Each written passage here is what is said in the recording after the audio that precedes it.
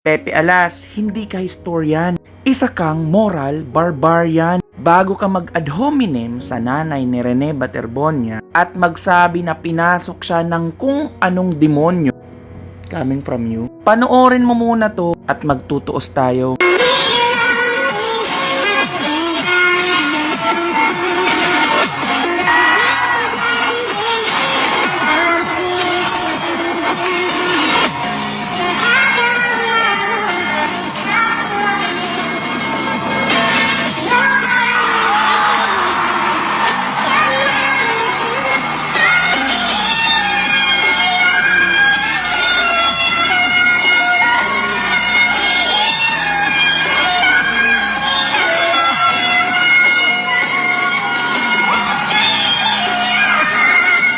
Di ba nakita mo? Saan ka humuhugot ng lakas ng loob? Napatigilin yung nanay. Sabihan na fame whore, uhaw sa atensyon, attention seeker. Meron ka bang ganun? Sabi mo meron ka ring namayapang kamag-anak. Pakita mo yung video na nagtumbling split ka para meron kang pruweba na may rights kang mangkondena sa dapat ginagawa ng isang ina na nawalan ng anak na hindi na ibigay ang tunay na istorya ng pagkawala nito sa kanya at sa kanyang pamilya. Meron ka ba? Ipakita mo ngayong naka-split ka. Pakita mo yung tumatalon-talon ka sa saya. Meron ba? Kasi kung wala, wag mong i-expect na kung ano yung ginawa mo dapat gawin ni Nanay Robily. Lalo na sa social media. Kasi ulit-ulitin ko, hindi ka istorya. Isa kang moral barbarian. Ang rebuttals mo dito, magkakaso ka. Well, may mga kaso na. Ang hinihintay nila kung satisfied ba sila sa resulta. Kasi kung hindi, meron na pong ikakaso sa kanila. Kung sino man yung kakasuhan nila, hindi pa natin alam.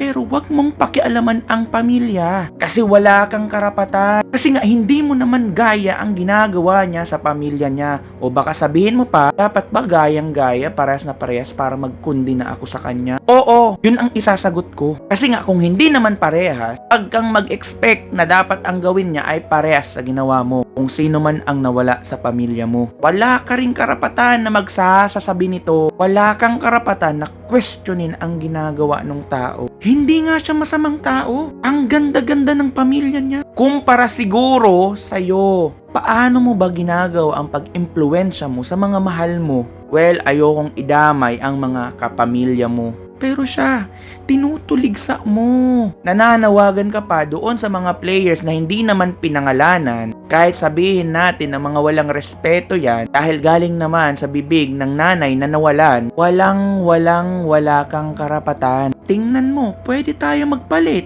Ako na lang ang maggawa ng kwento, tapos ikaw ang mawalan. Ang tanong, parehas din ba ang magiging impluwensya mo sa tao? Isipin mo at ipasok mo sa utak mo. Ang dami pong message requests. Ang mga taong handang-handa as in solid na magbigay na lang ng tulong. Pera, aktual na pera, iaabot na lang sa kanya. Anong ginagawa niya? Hindi niya ito nabibigyan ng importansya dahil mas gusto niyang paghirapan, pagtrabahuhan yung perang makukuha niya para pagdating ng panahon, handang-handa siyang lumaban kahit pera pa ang pag-uusapan. Para saan? Katarungan. Waiting ako na meron kang ipapakita na cheerful ka sa kamag-anak mo at nawala siya.